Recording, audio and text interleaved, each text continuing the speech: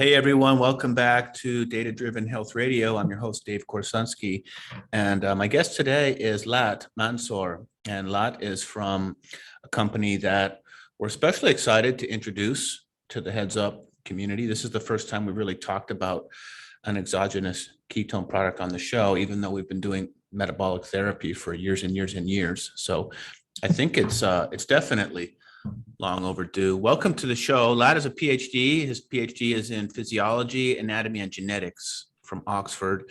Also a master's in biotech from Columbia. So he's a smart cookie. He knows a lot about metabolic therapy and a lot about how we can use exogenous ketones and other products along the journey. And we're going to dive into how to put these products into use in day-to-day application, both for individuals and then also for practitioners who are working with clients or patients, depending on the type of practice you're in, how to introduce these into the program and into the protocol. And then in the spirit of data-driven health radio, we're going to talk about how do you measure the effects of these products, both acutely and then over time, and how can individuals and practitioners start to see the benefits of these products in some of the diagnostic lab data, maybe the data coming back from different devices. So welcome to the show, Mr. Latt.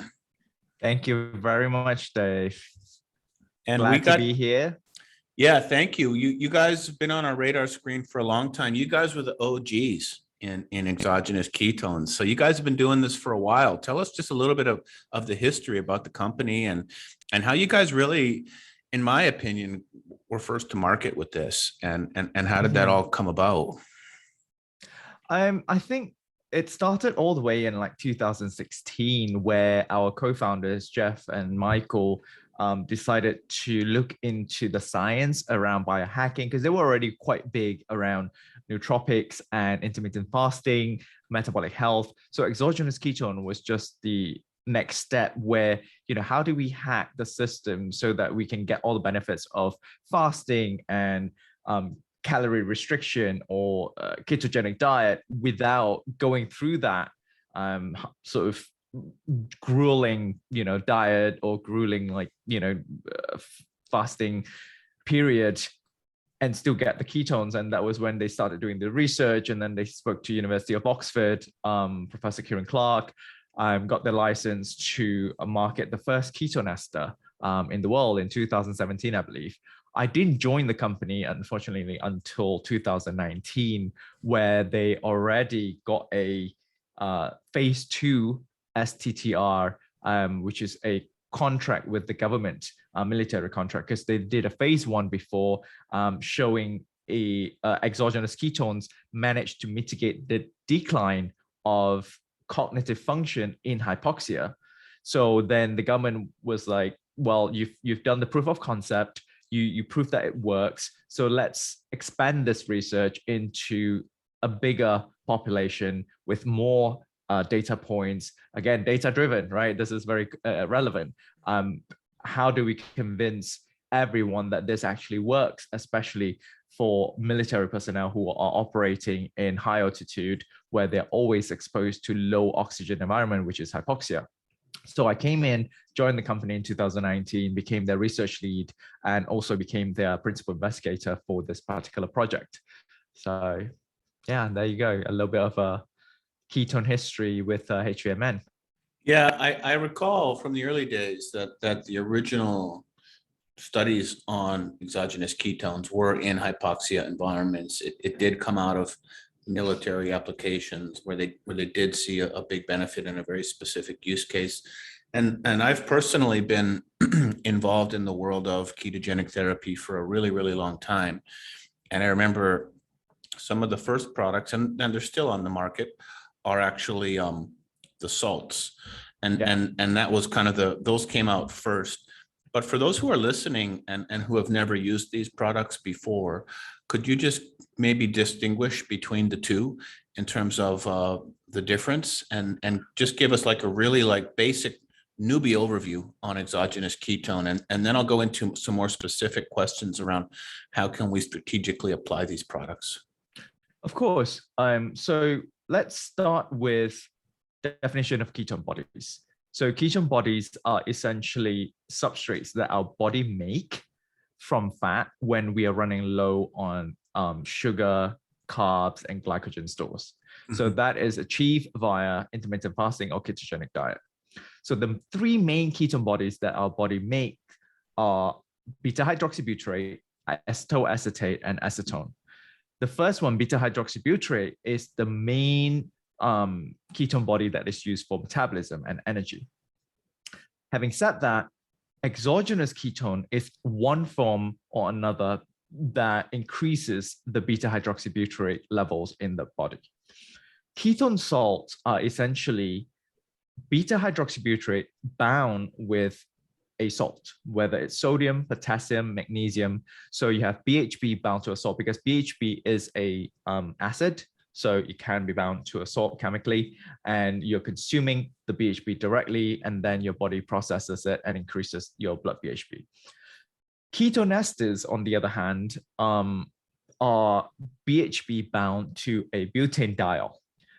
The difference is the bond itself is an ester bond, and that's why it's called ketone ester. And when you ingest ketone esters, you will then cleave the molecule into half. So you get a BHB molecule and a butanediol molecule. The BHB molecule will go directly into your bloodstream and increase your blood BHB level, while butanediol will go to your liver and gets converted into BHB as well, giving that extra boost of elevated blood BHB level. Nice, you get two for one. Exactly. So the difference here is that ketone salt, it can't elevate your blood ketones level too high because while it may be dose dependent, you can't really pile up the consumption of ketone salts because it does increase the risk of GI issues with the increased salt load. Okay, that's extremely helpful. So then hypothetically speaking, if you were to take a normal serving of the esters, the HVMN ester, for example, or maybe a normal serving versus a large serving, and you were testing your blood ketones with a meter, for example, when might you start to see the numbers go up? You know, in my own just kind of like anecdotal testing, it's somewhere between 30 and 60 minutes. I'll start seeing the curve come up. What kind of curve could I expect? Like, how high would I? Obviously, it's going to be dependent on the individual. There's tons of external factors, like was the person even in ketosis before they started, et cetera, et cetera. But just general rules of thumb, what are you seeing out there in terms of like how long does it take to kick in, and what might I see on the meter at various stages, all else being equal? So let me clarify this first as well. So the ketone ester that we talked about was pretty much our version 1. And we no longer sell ketone esters. And right now, what we have is ketone IQ, which is not a ketone ester. So it's made of chirally pure R13 butanediol. So remember what I said about ketone ester? It's BHB bound with butanediol. So we took half of that and made it a chirally pure R13 butanediol, and that's what ketone IQ is. Now, the reason we came up with that is twofold, right? One, we want to still keep that efficacy, and we know that, you know, from the ketone ester studies, we know that butanediol does increase blood BHB. Two, we want to improve the taste. Oh, and the third point is also price point, right? R13 butanediol allow us to really scale up production and also allow us to start with a lower price point per gram of exogenous ketone here for consumption, especially for people for therapeutic health, for metabolic health and therapeutic users, where people might have to consume it on a daily basis. So that, you know, compared to our previous ketone ester, which was $33 per dose, which is around 25 grams, it seems too expensive to have multiple doses per day or even one dose per day. Whereas now we have a $40 per 100 grams of R13 butanediol, and that is why, you know, it became a much more practical option and for consumption. So in terms of elevation of blood ketones, so the curve that we have seen, ketone ester versus ketone IQ, ketone esters, you will see an elevation up to 3 to 5 millimolar. within half an hour, and it will stay up for about 4 hours, depending on your activity. And that's a very high spike because of the presence of the BHB and BDO, right? So you get both the BHB and BDO, and the BHB is the quick spike, and then the BDO is the slower releasing spike by the liver. Whereas ketone IQ, you won't see that huge spike in the beginning. It will start elevating within half an hour. You will still see elevation within half an hour, but I would say around 1 millimolar, and then it will continue going up. We have seen peaks at about 2 to 3 hours where it's dose dependent as well. It goes up to 2.5, and it will stay up if you're at rest and not doing exercise or activity. It stays up above 1.0 millimolar up to 6 hours.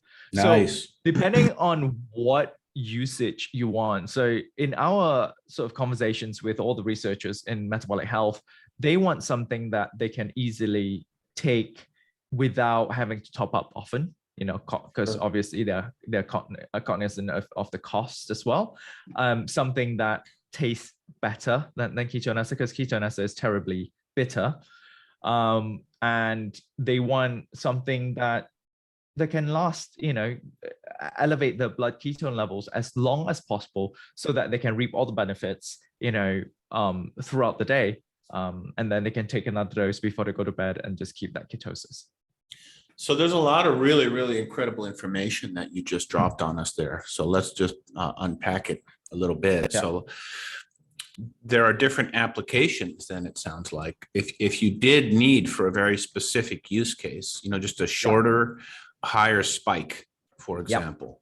Okay. And there may be reasons to do that. Like I used to, back in the days of the salts, for example, if I had a big presentation at work, for example, or I was speaking like you and I were talking about KetoCon, which is right around the corner, and I was giving a presentation in front of a large group, or I was doing anything where I just needed a performance edge, I would pop it 60 minutes before.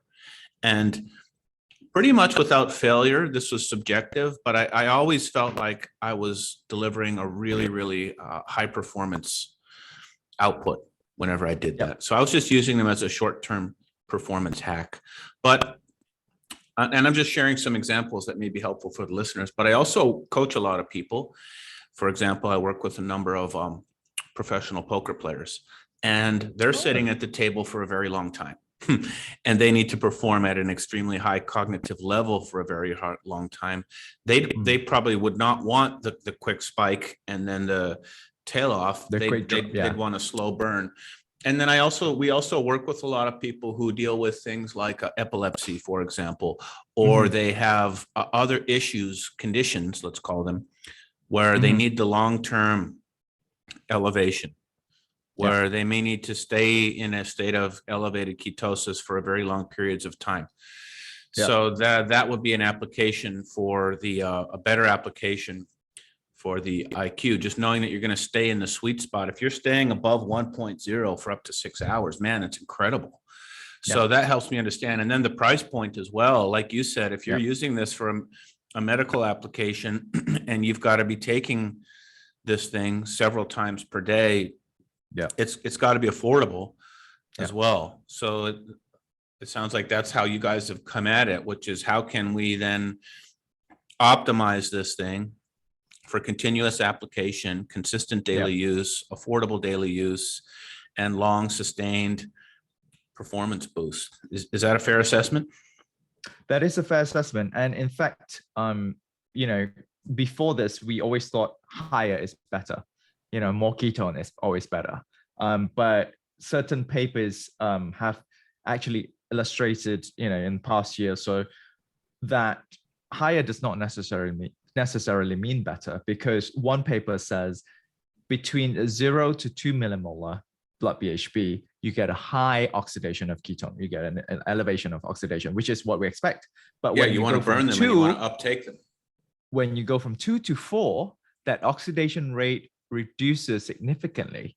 So you get a diminishing return. So you still get an improved oxidation rate, but not as high as 0 to 2. And then another paper also showed for athletes, when they are blood BHB is too high, they increase their cardiorespiratory stress biomarkers because they saw a decrease in pH because BHB, as I said earlier, it's an acid, right? So you are decreasing the blood pH and increasing acidity here. So what they are feeling is they are increasing their heart rates, they're increasing their breathing rate to expel the carbon dioxide in order to buffer out the acidity. So they have a higher rate of perceived exertion without an improvement in performance. So you're just working. Granted, they did not do worse compared to placebo, but they did not improve either. But you just feel like you're doing more work. So who won that? If you just feel like you're doing more work, you're not actually winning the race. That's not biohacking. We want to feel like we're doing less work and get better output. Exactly. So that, so far there is only one paper. So I think a lot more to unpack, a lot more to investigate there. What is the sweet spot? What is the Goldilocks zone of blood BHB level for performance? What is the Goldilocks zone for diabetes, for glucose control? What is the Goldilocks zone for best sleep performance, recovery? So I think there's so many areas now, and so many researchers are increasingly building all the interesting questions around exogenous ketones and its use cases, that it's such a vigorous area of research at the moment. Yeah, it's incredibly exciting that it was not long ago, Latt, that the whole world of even just putting your body into ketosis was like this novel idea, even though we've had this machinery since the dawn of time, basically. I remember just a few short years ago, oh, wow, if I just restrict my carbohydrates or do some fasting, my body produces these magical compounds. And that's how the whole craze really started. And you get these wonderful appetite suppression benefits. I remember the first time I actually put my body into measurable ketosis. Little bit of backstory on heads up for whoever is listening. I had built the dashboard basically, and as a free product that we had put out on the market, one of my early business partners and I, and the first people that really started using our system started seeing these people logging in 5, 6, 7, 10 times a day. And we were flattered that somebody thought that we had built something useful. So we emailed these people and they said, yeah, we're on the keto diet and your dashboard's the only place I can record my ketones, record my blood sugar, sync my carbs and my macros basically from MyFitnessPal. And so in the olden days, we used to have to do it the hard way to get these benefits. And now we have companies like yours that are basically bringing these products to market that can deliver those benefits instantly. And the amount of science and research coming into this field is incredible. We just came from Metabolic Health Summit, which is one of the premier scientific events of the year that are really pushing the forefront of ketogenic therapy into all kinds of different medical applications. Some of the new ones this year I saw at the event were around spinal cord injuries, and the use cases keep expanding every year. We're finding more places where this is helpful. And now cancers, cardiovascular disease. And your technology is getting so good, that it's making this accessible to people. Even for a lot of people who wanted ketone benefits in the early days, it's still very hard for people to make the nutritional changes required. When you're heavily dependent on a Western diet and your body has been conditioned to carbohydrates for decades, it honestly took me years of on and off the carb wagon before my body just completely became 100% metabolic flexible, where I can just absolutely control it at will. But I remember for the first couple of years, even if I fell off the wagon and had some refined flour or something like that, it would take me a week or two to get back onto a low carb diet. I think a lot of the reasons relate to the microbiome in addition to other reasons, but now you can use the technology of products like yours available to everyone. Some of the ways I've seen these be especially helpful are, for one, people who are new to a ketogenic diet, and they're Yeah. trying to get into ketosis for the first time, but it's really hard because Yeah. like you're addicted to carbs or Yeah. sugar or whatever, refined whatever, you know what I mean? And so a few applications for anyone who's listening are, first of all, just taking them in the morning to just provide a little bit of a bridge into ketosis. Okay, I'm going to go zero carb or low carb. I'm going to be on the struggle bus here for a couple of days until my body kicks into ketosis. You know, Yeah. these are just a beautiful way to like smooth out the journey, if you will. And it'll provide some immediate appetite suppression, some immediate energy boost, some immediate reduction of food craving. I remember the first time I got my body into ketosis, and I tested it with a blood ketone. It was the first time in my life where I felt like I had absolute 100% control over my food choices. I'd never had that level of control over craving or food in my life. And it was so pronounced that it was an incredible aha moment for me. I'd never felt that you could put my favorite food right in front of my face and I could just push it away. Like when your brain's on ketones, that was the level of self-regulation that I had. And we're all looking for that level of self-regulation, especially with food, because in many cases, food is engineered to be hyperpalatable, right? That's how food companies exist, and not all food companies, but a lot of food is engineered to be as tasty as possible. So you got food companies building stuff to make it as hard as possible to resist. Yeah. Right. Irresistible. That's their job. But what defenses do we have? We need to make sure that we have the self-regulation to resist said food. So even just getting it to ketosis first time, but it was hard. It's like I'd never restricted carbs before. Like, what does 20 grams even mean? It's like, you know, for the average Joe, that there's a pretty big cognitive hurdle just to even figure out keto, honestly. Like, okay, so how do I figure out this whole macros thing? And like, I got to read all the labels and make sure there's no hidden carbs. It's a big leap for a lot of people. So what do you think of that first use case, Latt, where it's just like, this is a nice baby step into the world, and it'll make it easier for you to learn this whole thing and have some success. Is that a fair assessment of the use case? Absolutely. I mean, we have been saying that, you know, on our website and our FAQ as well. Like it serves as a bridge to people who want to be on ketogenic diet, because a lot of questions came about when customers ask, can I take ketone IQ if I'm not on ketogenic diet? And we're like, absolutely. You know, that's the whole point of exogenous ketones. It's so that you can have the benefit of ketones regardless of the diet that you're on, and based on your own use cases and based on whatever goal you're trying to achieve. And if you are trying to go into ketogenic diet, as you said, you know, you might struggle for a bit. You might, you know, you might have to reevaluate your relationship with food, your relationship with carbs.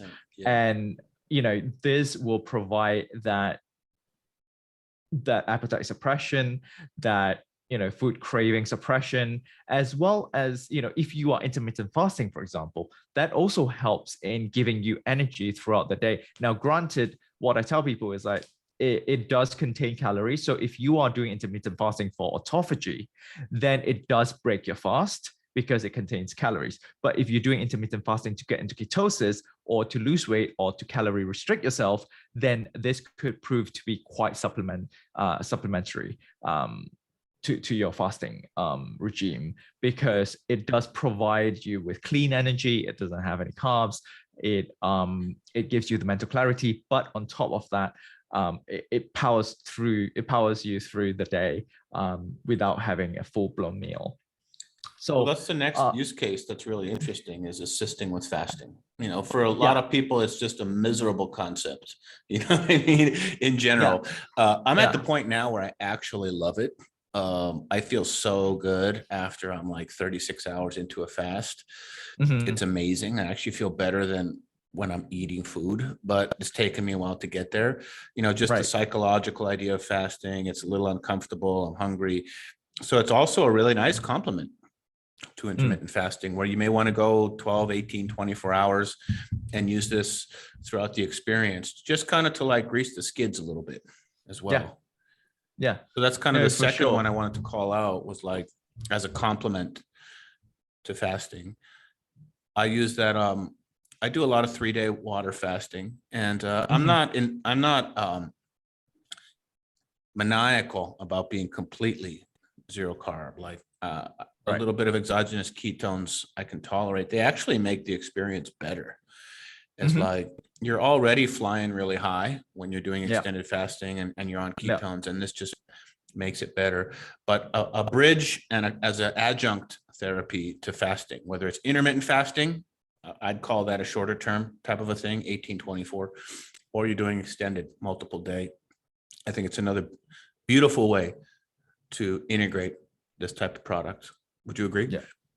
Yeah, I would agree. But the only caveat, like I said, it really depends on the goal of the fast as well. Yeah. Like if you're doing autophagy, you don't want to have any calories in because you're forcing your body to recognize that it's in survival mode. Hence, you don't want to put any calories in. It's going to go into survival mode and it'll start cleaning itself out. Autophagy, reusing, recycling, and eliminating whatever waste that is in your body. Cool. Okay. So we've covered just like bridge into ketosis. We've talked a little bit about intermittent fasting. I think another area that would be really interesting to talk about is how can they help with glucose control. So I mean, there would be obvious benefits. This is just my layman's interpretation of it, and you can correct me. But if I'm using an exogenous ketone product, I'm naturally going to have increased ability to self-regulate my food choices. I'm naturally going to have a little bit of appetite suppression, and just by default, it's going to help me make better choices and lower glucose. But are there other applications where even if I am making a bad choice and I have the ketones in me, do they somehow kind of like cancel out the postprandial blood sugar or something like that? Can you educate us on how those things fit together? That's a very interesting question, and it is an area that is still very new in research, probably in the past 3 years. Professor Jonathan Little from University of British Columbia published 3 papers, at least. I think he probably published more now, but the initial 3 papers were on acute use of ketone esters in healthy individuals, acute use of ketone esters in obese individuals, and then use of ketone ester for 14 days in obese individuals. And all of them looked at, insulin, blood glucose, and all that. And they took it, after they had food, so postprandial. And they saw consistently there is a slight drop of glucose, of blood glucose, after they consume exogenous ketone. Now, exogenous ketone meaning ketone ester, and so far ketone IQ also shown the same pattern.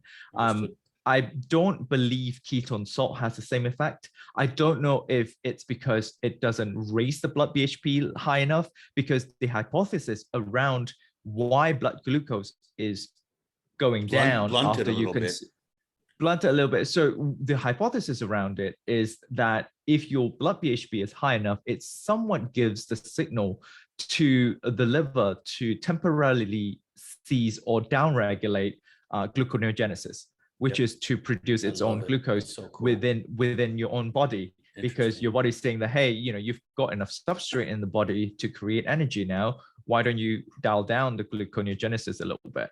So that is the theory, the hypothesis so far, but we haven't really explored into confirming that or validating that. But surely it certainly has a place for people who want to go back. Say you're on ketogenic diet and you were invited to a birthday party, had a piece of cake, you had a high glucose. Now you want to go back into ketosis really quickly and you want to lower your blood glucose. Take a shot of ketone IQ. That's what I usually do. Sort of cheating, but at the same time, like, it does bridge that ketosis much quicker. And on top of that, I don't know if you feel like, for me personally, if I have been on a low carb diet for a bit, and if I introduce quite a large amount of carbs and glucose, I have that glucose crash. Like, I just feel very lethargic. I just want to have a nap. Having a shot of ketone IQ actually stops that for me. So I think it really depends on individuals.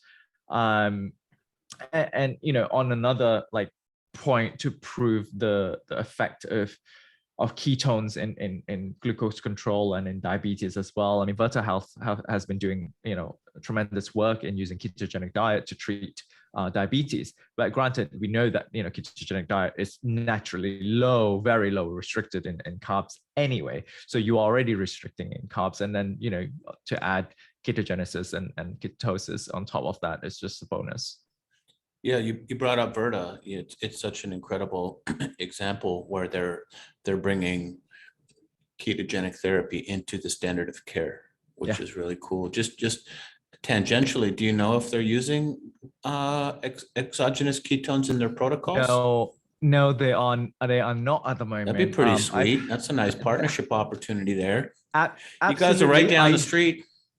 Yes, and I did talk to Dr. Steve Finney, and he gave me a challenge essentially because and he has a point, and we here at HVMN, we always stand for the transparency, and we stand for the science, and we stand for a win-win situation for both the company and for the people. So Steve Finney posed a challenge that he said, how much ketones can my body create in a day, right? He said about like 75 to 100 grams.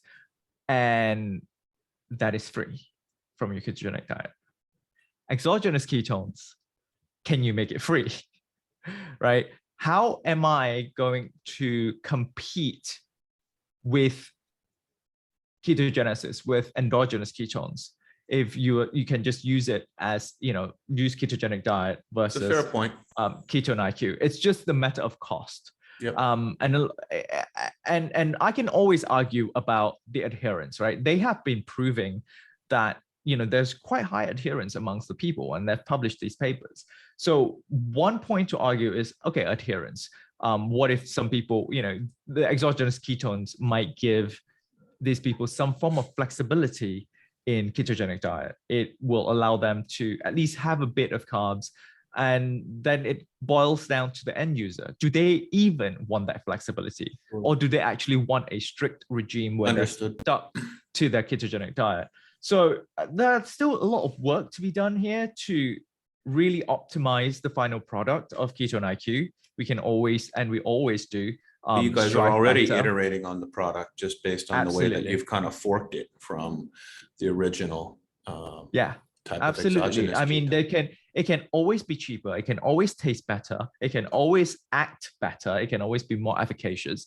It's science, it's technology, right? Whatever data that is out there, that's the great point here.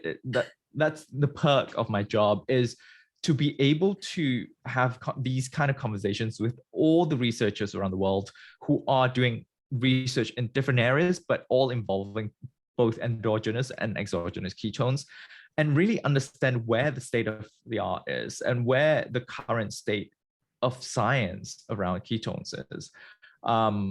And that is very important, because then we know where to steer our product towards. What is actually proving to work, what molecule is actually proving to, what do people actually want? Do they want a big spike and then a drop, or do they want something that lasts as long as possible before they top up another dose?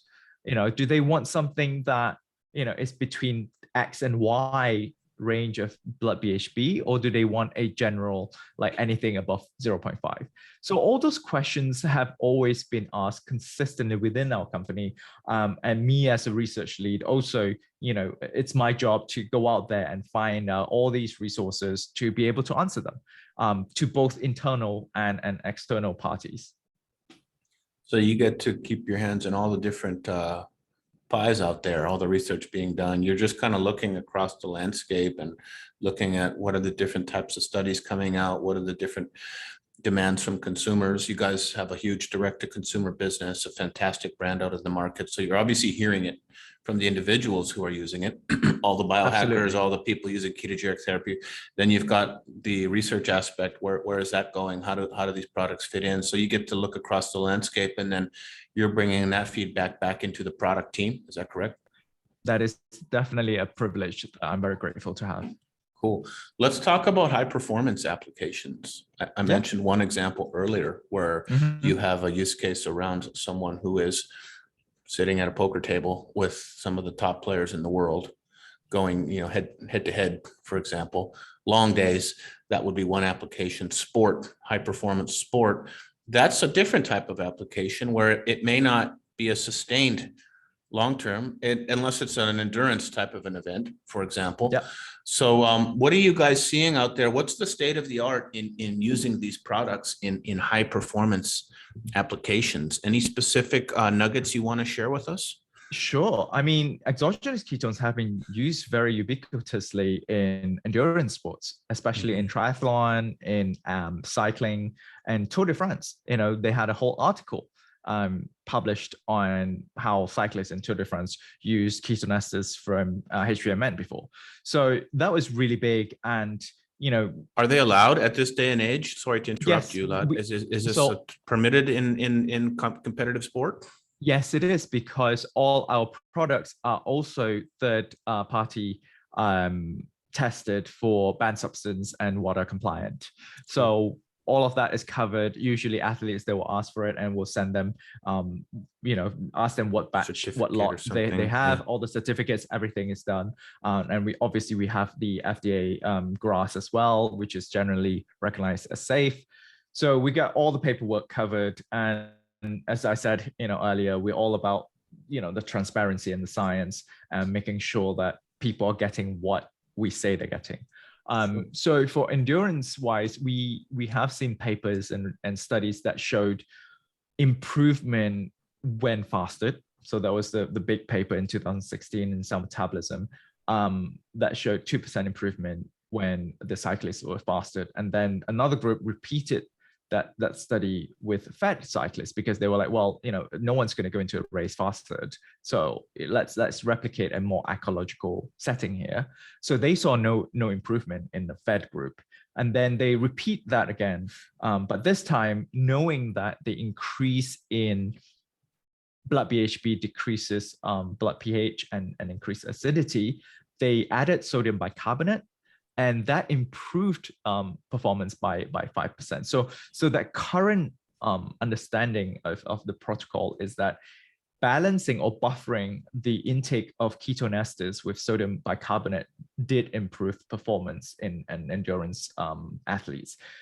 Now people ask, how does that apply or translate into ketone IQ?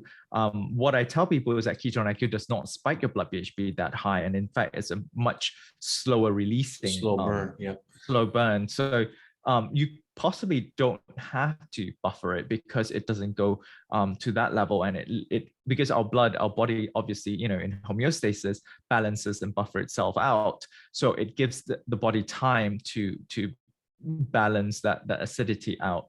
And hopefully, that way we can already see an improvement in performance without having to either be fasted nor having a sodium bicarbonate buffer. So currently we are running a study with University of North Georgia to replicate the use of ketone ester in cognitive and physical performance, but this time using ketone IQ. Hopefully the data collection will be complete in August, and we are looking to present at the National Strength and Conditioning Association conference next year, hopefully with that data as well.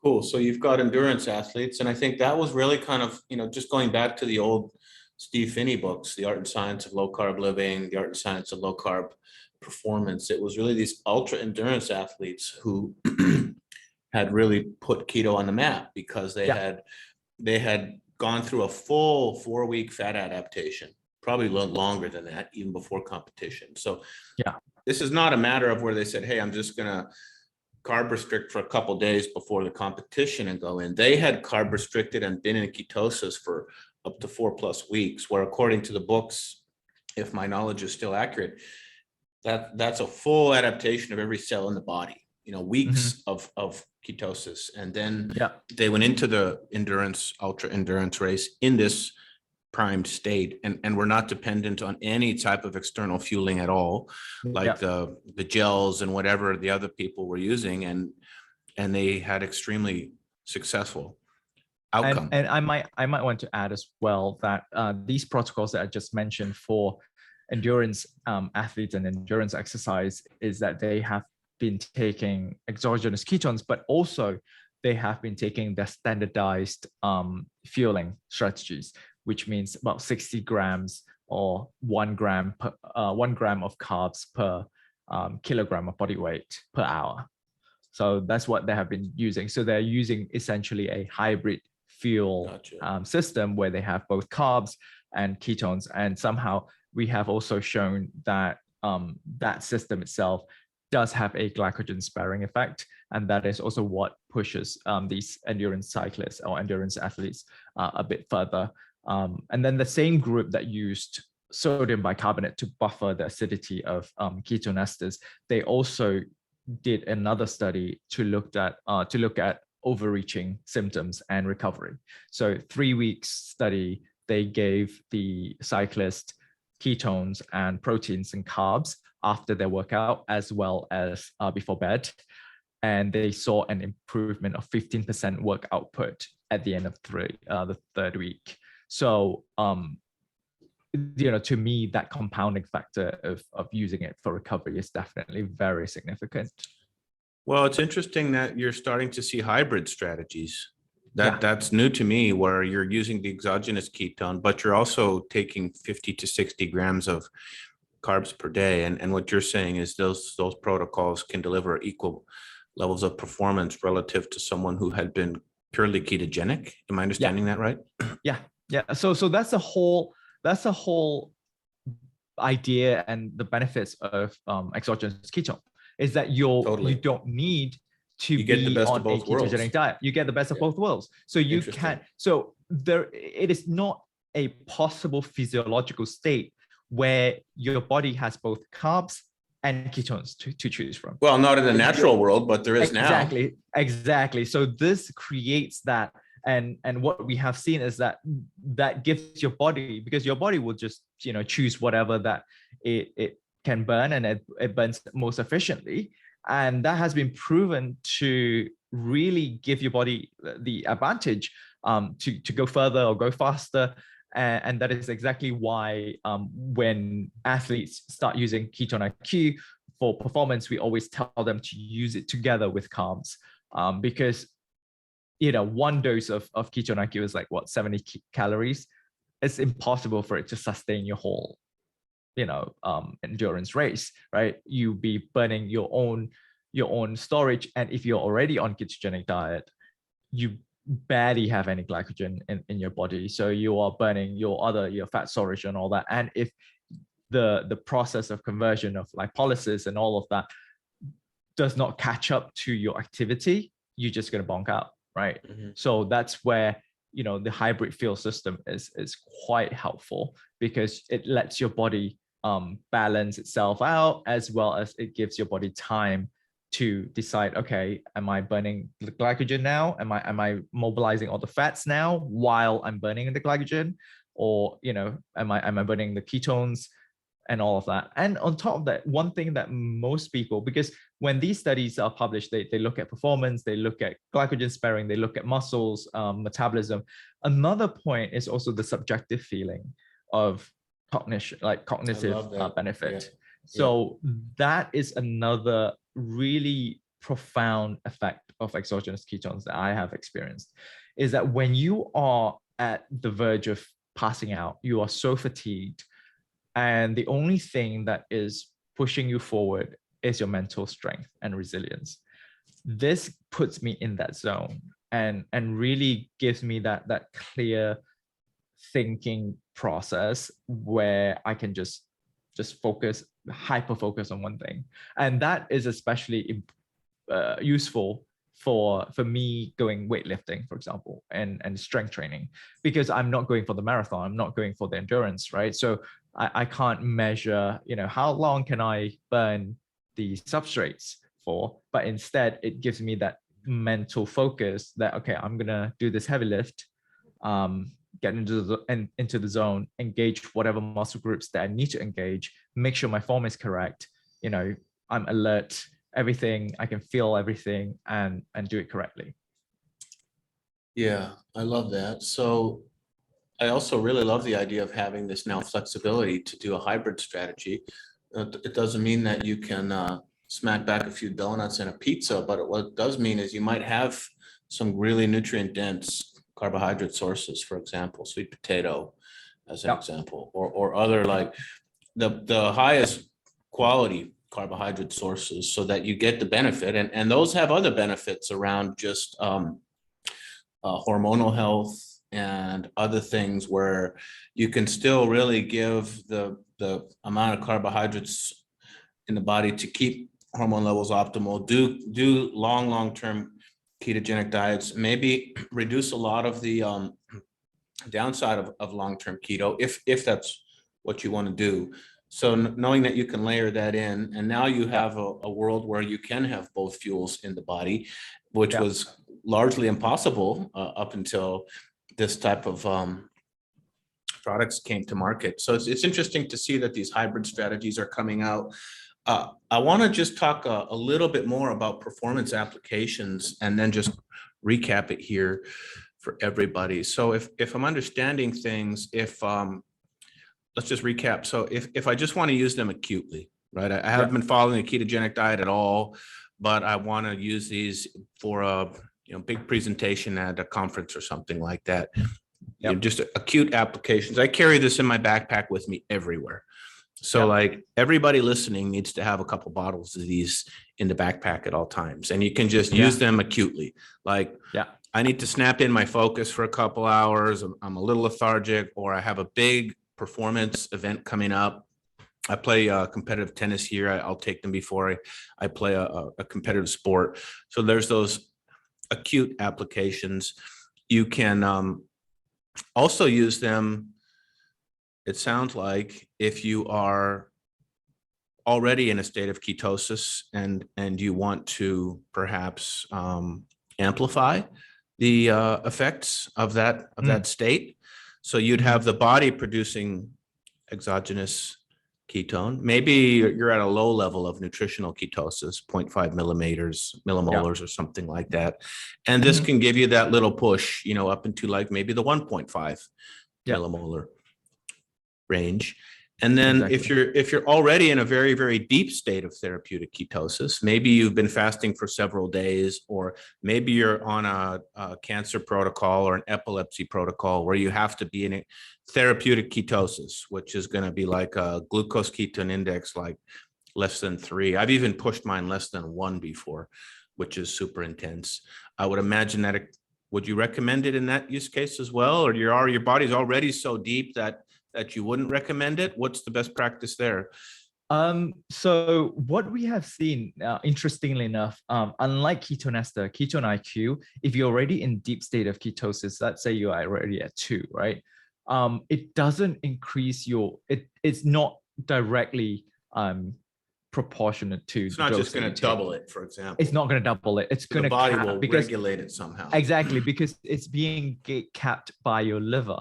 So your liver is going to have the signal that says, your blood ketone is quite high now. So it will. So what we have seen is like the person with 2.3, 2.4, they'll go up to 2.5 or 6, and then now what does the ketone IQ do then? People are like, oh, so why do I need it?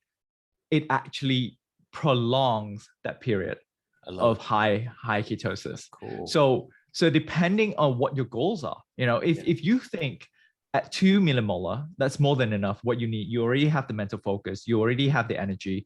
Or if you are, fasting and you are low energy, but you have high ketosis, then maybe one shot will give you that boost of energy, right? Cool. Because it is calories going in. So even though you are creating your own ketones, this one is external calories that you're putting in that would essentially, create energy via metabolism.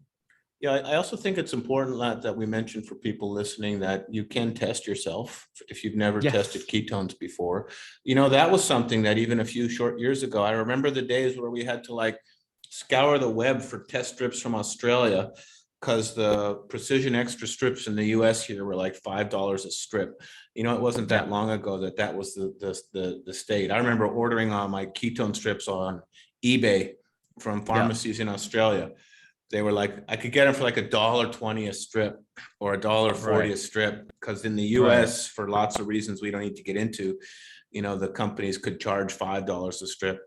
Now we're at the point where it's like, I don't know, it's like down to pennies on the dollar to test ketones. So if you've never tested, that's actually one of the most rewarding parts about this whole thing. And you can get really, really good ketone meters on the market nowadays. And that'll give you some really accurate biofeedback that you're doing things correctly. And you can start to see how the product is changing your metabolic profile, your blood sugar and your ketones. So lots of easy ways and affordable ways to test. Lots of incredible products like HVMN that are out on the market now that just have incredible benefits across the board, providing just out of the box benefits of ketogenic therapy for people who are new or people who really struggle even to get into ketosis.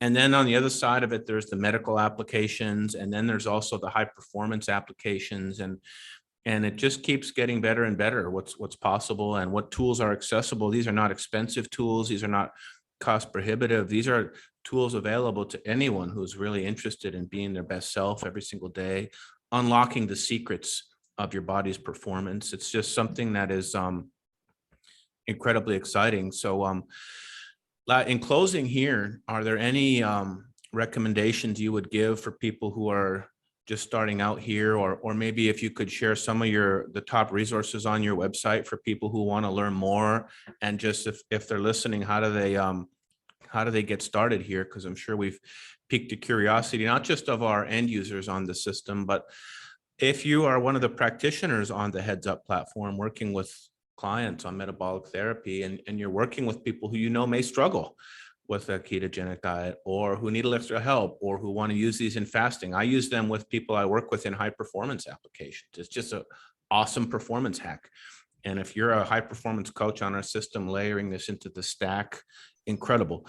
So lots of ways to infuse these into different programs and protocols out there. But what's the best way, Latt, for people to get access to your product? And if you could maybe share like your top 1 or 2 resources out there that you'd recommend to people to read or watch to learn more, that'd be awesome. I mean, our website, hvmn.com, we have a lot. I mean, I personally worked on that myself. We have, on the ketone science page itself, we have all the resources and all the citations, all the studies that showed the benefits of exogenous ketones. Under the FAQ sections, we have different use cases, especially for advanced use cases. Either you are using for athletic performance, you're using it for recovery, or you're using it for metabolic health. The dosing guidance, all of them, they are available either in the FAQs or in the help section of Health Center at hvmn.com. And feel free to follow me as well on Twitter and Instagram at Latt Mansor, LattMansor. That's amazing. You've got me sold. I was going old school. I like the slow burn. You know what I mean? I think that's actually going to be a better use case for me personally. And the clients I work with, that's not to say it's for everybody, but the clients I work with, they need that long, slow, continuous, like just keep me above 1.0 for 6 hours. That is money. So please keep iterating on the product. I know you guys have been really at the forefront of this science for years. I mean, you guys were really first on the market with this type of stuff. There may have been some other ones, but you guys were really the first to bring it to the mainstream, to the masses. So keep doing all of the amazing work that you guys are doing. We're very grateful that you shared your expertise with us here today, and there'll be more coming between Heads Up and HVMN in the near future. So stay tuned. And thank you, Latt. We're very grateful. Thank you for having me. Thank you.